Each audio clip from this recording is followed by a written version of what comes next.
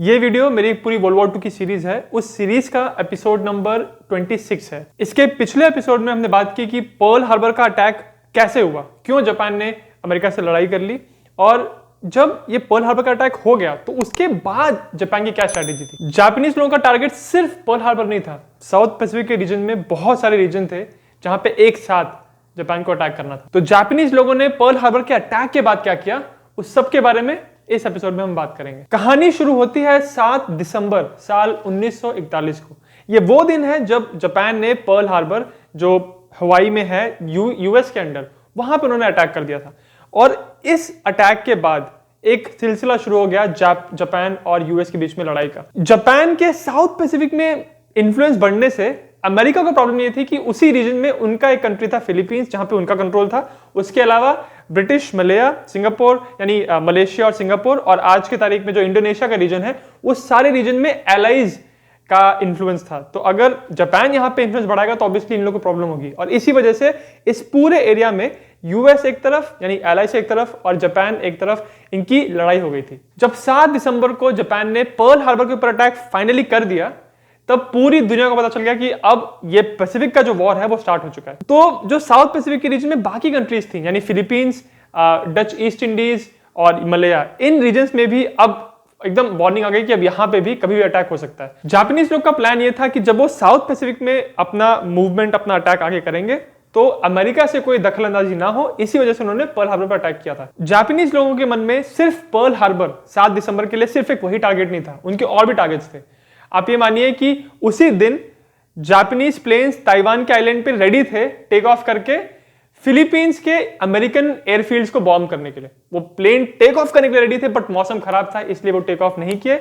और अगर वो मौसम उस दिन अच्छा होता तो उसी दिन एक साथ पर्ल हार्बर पे और दूसरी तरफ फिलीपींस में अमेरिकन एयरफील्ड्स पे भी बॉम्बिंग हो जाती, बट ऐसा नहीं हुआ। जब पर्ल हार्बर के अटैक के बारे में साउथ पैसिफिक के एरिया का जो मेन अमेरिकन कमांडर था, जनरल डगलस मैकार्थर, जब उसको बताया गया तो उसने तुरंत एक इमरजेंसी कॉन्फ्रेंस बुलाई अपने मनीला में, फिलीपींस की कैपिटल में, और बोला कि सब लोग यहाँ पे आके अब डिस्कस करना है कि आगे क्या करना है। इस मीटिंग में जो फार ईस्ट एयरफोर्स कमांड का जो चीफ था, उसका नाम था लीज बेरेटन, उसने बोला मैकार्थर को कि अभी ताइवान में कुछ जापानीज बॉम्बर्स हैं, तो क्यों ना हम अपने बॉम्बर्स भेज के, अपने फाइटर्स भेज के उनके ताइवान के जितने बॉम्बर्स हैं वहां पे उनको डिस्ट्रॉय कर दें, क्योंकि उन्होंने पर्ल हार्बर पर अटैक किया तो हमको उसका जवाब देना चाहिए। इस प्लान को लेके डगलस मैकार्थर कन्विंस नहीं हुए, वो हेजिटेट कर रहे थे, हिचकिचा रहे थे।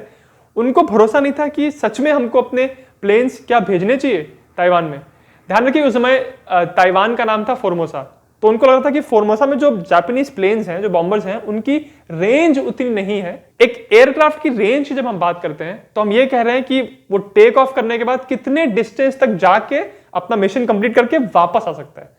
तो ये था मैकार्थर को कि उनकी प्लेन्स की रेंज उतनी नहीं है कि वो फिलीपींस में यहां पे आके हमारी एयरफील्ड्स को बॉम्ब कर पाए, तो वो हिचकिचा रहा था। पर जब दूसरी तरफ से एयरफोर्स के चीफ बेरेटन ने और जब प्रेशर डाला कि नहीं हमको बॉम्बिंग करनी चाहिए, तो मैकार्थर ने कहा ठीक है चलो हम क्या करते हैं कि हम पहले एक रिकॉन मिशन भेजते हैं, यानी अपनी कुछ एयरक्राफ्ट भेजेंगे, वो जाके रिकॉन करेंगे कि हाँ यहाँ पे सारे जापानीज प्लेन्स हैं, और उसके बाद हम एक बॉम्बिंग रेड करते हैं। जब सारी तैयारियां हो गई अमेरिकन की, तो जब वो लोग लंच कर रहे थे बैठ के, सारे पायलट्स अपने ऑर्डर्स का वेट कर रहे थे, तो दोपहर 12:20 को उनको एक बहुत जोर से सायरन सुनाई पड़ा, और उसके कुछ ही मिनट बाद जब उन्होंने हवा में देखा तो उनको जापानीज बॉम्बर्स नजर आए। इसका मतलब जापानीज बॉम्बर्स ने इनके ऊपर एक प्री एम्प्टिव स्ट्राइक कर दी थी। इससे पहले कि अमेरिकन एयरक्राफ्ट टेक ऑफ करते और फोर्मोसा के आइलैंड पे जाके बॉम्बिंग करते, उनके प्लेन्स पहले यहां पे आ गए थे और इन्होंने बॉम्बिंग करना स्टार्ट कर दिया। जब जापानीज बॉम्बर्स की जब ये पूरी रेड खत्म हुई तो कुल मिला के 18 B-17 एयरक्राफ्ट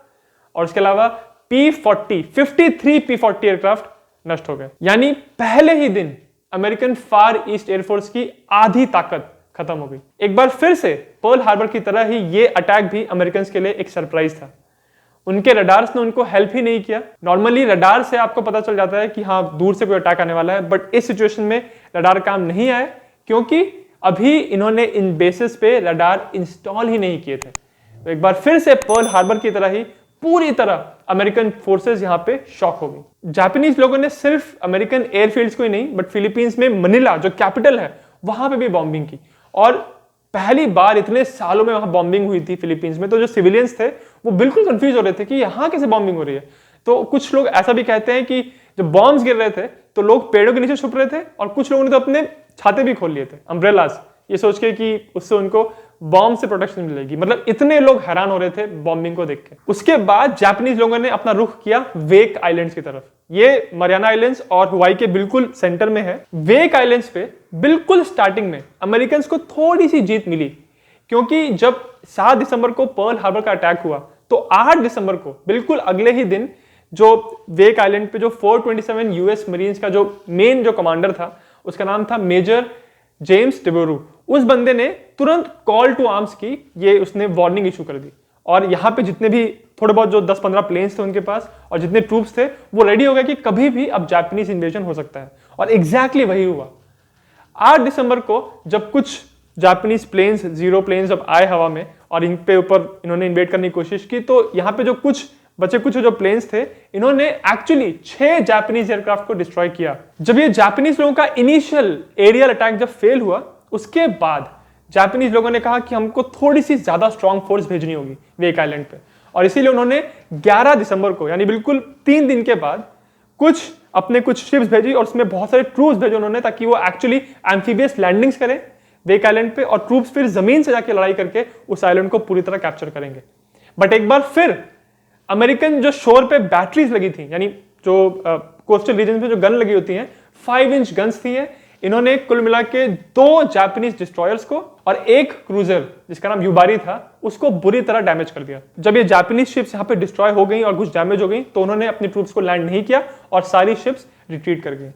तो ये थोड़ी सी जीत मिली अमेरिकन को, पर वो जानते थे कि ये उनकी जीत टेम्पररी है और जापानीज लोग वापस आएंगे इस आइलैंड को टेक ओवर करने के लिए। और ऐसा ही हुआ। 23 दिसंबर को एक बार फिर से जापानीज शिप्स यहां पे आई, बट इस बार ये फोर्स बहुत ज्यादा थी।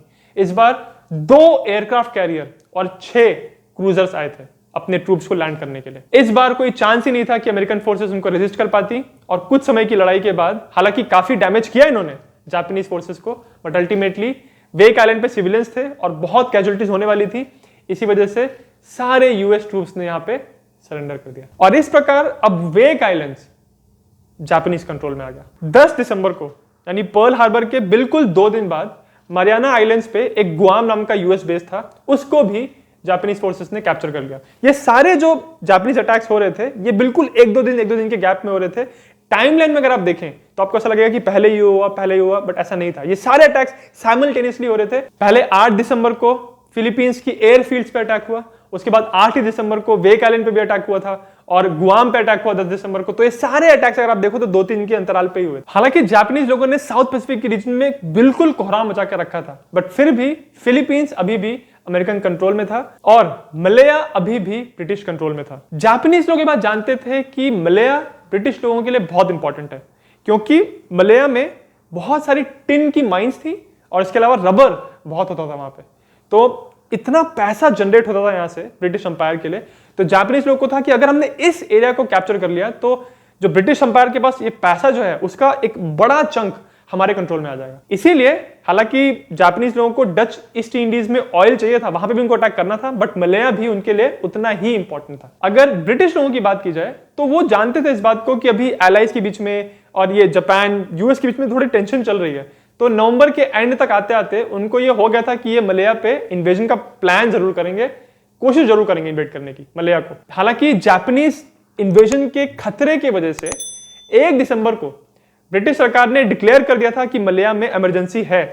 फिर भी अभी भी उन्होंने कोई खास प्रिपरेशंस नहीं की थी इन्वेजन्स को रोकने के लिए। पहला रीजन, जब भी किसी देश में नेशनल इमरजेंसी घोषित हो जाती है तो वो उस देश के एडमिनिस्ट्रेशन के लिए, अर्थव्यवस्था के लिए, इकोनॉमी, बिजनेस, किसी के लिए भी अच्छा नहीं होता।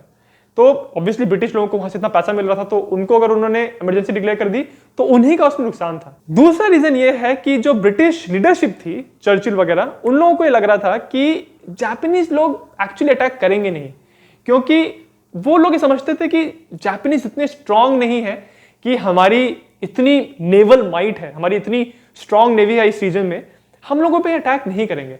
ये सिर्फ उन्हीं जगह पे अटैक करेंगे जहां पे हमारा इन्फ्लुएंस स्ट्रांग नहीं है। तो कहीं ना कहीं उनको लग रहा था कि जापानीज उतने टफ नहीं है कि वो हमसे लोहा ले पाए।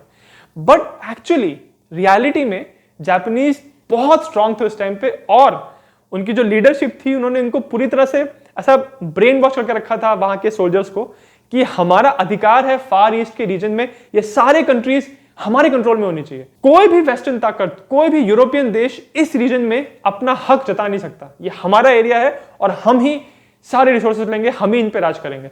तो एक्चुअली वहां के जो सोल्जर्स थे, जापानीज सोल्जर्स, वो काफी लॉयल थे अपने एम्परर के लिए, और उनमें यह था कि अपनी जान देना एम्परर की सर्विस में एक बहुत बड़े गर्व की बात है। तो ये चीज ब्रिटिश लीडरशिप ने रियलाइज नहीं की कि कितने ज्यादा मोटिवेटेड हैं जापानीज सोल्जर्स। ऐसा नहीं है कि ब्रिटिश लीडरशिप ने मलया को पूरी तरह छोड़ कर रखा था कि हाँ यहां तो कुछ भी नहीं होगा। सिंगापुर का जो आइलैंड है, वहां पे उन्होंने एक बहुत बड़ा और एक बहुत मॉडर्न नेवी का बेस बना के रखा था, और उस बेस पे उन्होंने बड़ी बड़ी गन्स लगा के रखी थी कि कोई भी अगर शिप आती है और यहाँ पे ट्रूप्स को लैंड करने की कोशिश भी करती है तो ये गन्स उन सारी शिप्स को पानी में ही डिस्ट्रॉय कर देंगी। तो बड़ी बड़ी यहाँ पे गन्स लगी थी और अच्छा एक बड़ा बेस था। बट ये बेस ज्यादातर खाली था, यहाँ पे शिप्स थी ही नहीं। उसका रीजन ये था कि जब वर्ल्ड वॉर 2 फुल फोर्स में जब चल रहा था तो रॉयल नेवी की सारी शिप्स या तो अटलांटिक के रीजन में या फिर मेडिटेरेनियन के रीजन में सारी यूज हो रही थी, और जो कुछ बची कुछ शिप्स थी वो दे रहे थे सोवियत यूनियन को हेल्प करने के, रॉ मटेरियल पहुंचाने के लिए। तो फार ईस्ट का जो रीजन था, यानी पैसिफिक का जो रीजन था, वहां पे बहुत पावरफुल शिप्स थी ही नहीं देने के लिए। सिर्फ नेवी ही नहीं, यहाँ पे जो आर्मी थी उनके पास कोई खास टैंक्स नहीं थे, और एयरफोर्स भी बस टाइम पास के लिए थी, क्योंकि फार ईस्ट का ये जो कमांड था, यहाँ पे जो कॉमनवेल्थ फोर्सेस थी, उनके पास अगर एयरप्लेन की बात करें तो उनके पास एक ब्रूस्टर बफेलो नाम का प्लेन था, जिसको निकनेम उसको बोलते थे फ्लाइंग बियर बैरल, क्योंकि वो दिखने में बैरल की तरह था, मोटा सा था, और उसकी हैंडलिंग बहुत खराब थी। तो अगर आप एक तरफ ब्रूस्टर बफेलो को कंपेयर कर रहे हैं जापानीज जीरोस के साथ, तो कोई कंपैरिजन ही नहीं था। वो जानते थे कि अगर जीरोस के साथ सामना हुआ इन प्लेन्स का तो कोई चांस ही नहीं होगा कॉमनवेल्थ फोर्सेस के पास। कुल मिलाकर अगर देखा जाए तो इस पूरे रीजन में कॉमनवेल्थ फोर्सेस की स्ट्रेंथ अच्छी नहीं थी, उनकी प्रिपरेशन भी अच्छी नहीं थी। तो जापानीज लोगों ने जब यहां पे फाइनली अटैक किया तो क्या हुआ, इसके बारे में अगले एपिसोड में बात करेंगे। अगर आपको ये जो पूरा पैसिफिक थिएटर है वर्ल्ड वॉर 2 का, इसके बारे में डिटेल में पढ़ना है तो मैं एक बुक रिकमेंड करूंगा आपको। उस बुक का नाम है द पैसिफिक वॉर। इसको लिखा है जॉन कॉस्टेलो ने, और काफी अच्छी बुक है अगर आपको सिर्फ पैसिफिक फ्रंट के बारे में जानना है। उसका लिंक मैं इस वीडियो के डिस्क्रिप्शन में डाल दूंगा, और इस वीडियो का जो अगला इस सीरीज का एपिसोड है उसका भी लिंक आपको इस वीडियो के डिस्क्रिप्शन में मिल जाएगा।